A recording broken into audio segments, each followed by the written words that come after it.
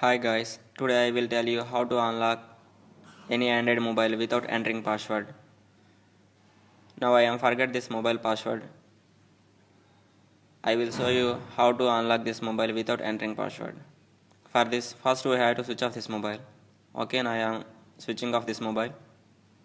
Okay, it's done. After this, we should press power button and volume up button or down button and home button of this mobile at once. After some seconds, it will show some options. We have to wait.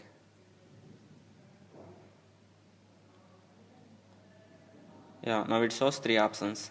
First one is factory reboot. Second one is fast boot. Third one is normal boot. For erasing all passwords, we have to choose fast boot. For this, we have to press volume down button. Now I am pressing this. Yeah, it's done. It erases all mobile passwords. Now this mobile doesn't shows any mobile passwords. By this way you can hack any Android mobile. Now it will unlock without entering any password.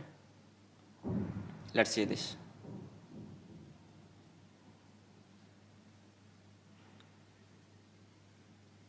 Now it is switching on. Okay, it's done.